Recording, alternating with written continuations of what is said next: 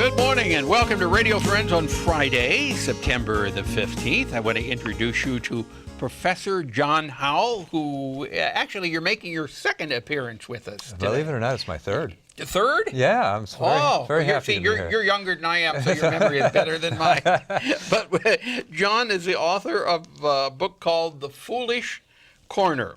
And I remember really a fascinating guy talking about money. And money can be a boring topic if it's not talked about in the right way. It can be. And you can turn people off, telling them they need to save. That is true. You need to start saving at a young age. That would help a lot. Yes, it Absolutely. does. But today, so we're going to pick up where we left off last time. The book, The Foolish Corner. Last time we talked about what?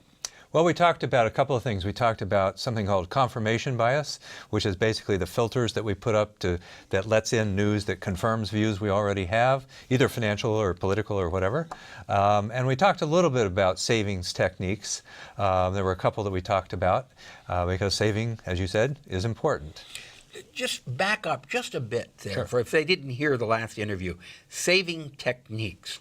What do you mean there? Okay, so there are several things in terms of savings, and they basically have to do with automating your savings. So the most obvious one of these is having some amount taken out of your paycheck before you actually kind of get the paycheck deposited, and it goes into a separate account. You don't touch it, and if you don't see it, it doesn't hurt as much when it's out ahead of time. Right. So that's one thing. There's also a well-known program called Save More Tomorrow, which basically you make a commitment today to saving part of your future increases in income. So if you get a raise or you get a new job where you're making more money, you have got to promise yourself. Is that right? That's right. That's right. And then you have to keep that promise to yourself that the extra money that you have received, you're going to put a portion of that away. Right, and that's because you're not incurring that cost today. You're just committing yourself to that in the future. And there are a variety I've mentioned of commitment costs. There are some websites where you can make a public commitment, which makes you more likely to do it. Mm-hmm. And it's even more effective if you say, if I break this commitment, I'll give money to a cause I dislike. A cause you dislike. Yeah. So okay, that then really reinforces that. Okay. So that's a strong incentive to say. Okay. Now, you also wanted to talk about the sunk cost fallacy. Okay. Well, this is one where we could bore people, but I could bore people, not you. But I would like to talk about it because understanding this is the key to good decision making, financial and otherwise. So a sunk cost is an expense that you've already incurred, you've already paid it, and in no way can it be retrieved. So a very simple example, and admittedly it's somewhat simplistic, but imagine that you buy a ticket to the theater and you can't resell it. So it's kind of use it or lose it kind of thing, right? So that the entire expense of that ticket is a sunk cost because in my simple example, I've assumed there's no secondary market, no market where you could sell to someone else. Right, or if you buy an airline ticket and it's a non-refundable ticket. There you go. That's an even better. Fallacy. So that's a sunk cost. And the fallacy is that we give, as human beings, we give weight to those costs, even though once they are incurred, they are irrelevant. So let me give you an example. You lost me there. Okay, well, that's why I say this is not always the easiest thing or even the most interesting. But if we go back to the airfare example, for example, you've incurred that expense. It's in no way retrievable. It can't be applied to a future ticket, can't be given to someone else. So it's completely sunk, right? And then the question is, should I use this ticket or not? And the answer has nothing to do with what you paid for the ticket, because it's in the past, it's water under the bridge, if you will. It's gone, and so should I take this trip or not just depends on whether it's a good trip to take or not. It really has nothing to do with the fact that you paid for that ticket. So, for example, on the ticket to let's say a Broadway show, if you can't resell it, then whether you should go to the show or not, a lot of people say things like, well, I paid $100, so I ought to go. But you can't get the $100 back. And so it's really irrelevant. Right. It's just like, do you want to go or not? Right. Or if you're going to incur extra costs by going.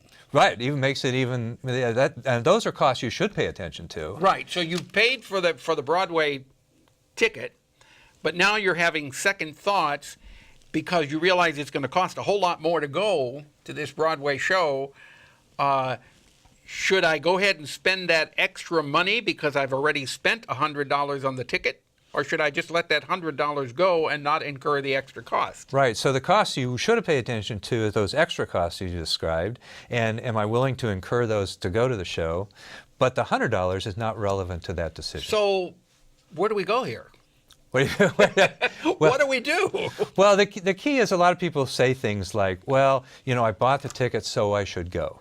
That's an example of a fallacy of a sunk cost. Okay. You shouldn't go if it's a sunk cost just because you paid for the ticket. You should go if you want to go, or you should go if those extra costs don't overwhelm the benefit, the pleasure you're going to get from going. Right. But the fact that that sunk cost is in the past, is water under the bridge, is not relevant to your decision making today. That makes sense. That makes sense. But what would make even more sense is before you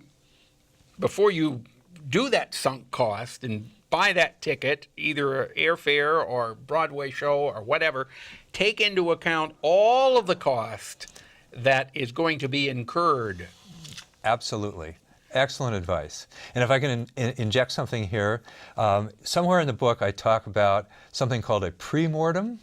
I think we all know what a post-mortem is, after the fact. A pre-mortem is exactly the process you've described, and that is think about how this entire thing might play out, whatever it is, whether it's a financial investment, a trip to New York to see a Broadway show, or whatever it is. A pre-mortem, and think about it, and then think about all the things that might go wrong. Yeah, like if you're going to buy a new car, you got to think about not only the cost of the new car, but how is this going to change the insurance that I pay on the car? What about the gas that I use for the car? Am I going to save money with this new car or spend more for gas? And something like that, right? Right, exactly. So you try to think in advance, especially of all the things that can go wrong. And you think about that before you do it, just as you said. Okay. And all of this is in the book. It is in the book. The Foolish Corner. The Foolish Corner. And we didn't even get into investing, did we, today? No, we didn't. And we're out of time. Okay, well, time flies when you're having fun. Yeah. So if somebody wants to pick up the book, The Foolish Corner, it's available and the author is Professor John Howe, University of Missouri. Where can they get the book? They can get the book on Amazon. It's a print on demand. It's a short book, by the way. It's about 102 pages, something of that sort. Okay. Available on Amazon print on demand, and as well as Kindle on Amazon. The ebook. The ebook. Is Exactly. it available in any of the bookstores locally? I believe that Yellow Dog has a couple of copies. Okay. All right. It's called The Foolish Corner. It's a quick, easy, but intelligent read. Well, thanks so much. Thank you, John. That's Come back great. again, okay? Will do. You bet. Bye-bye.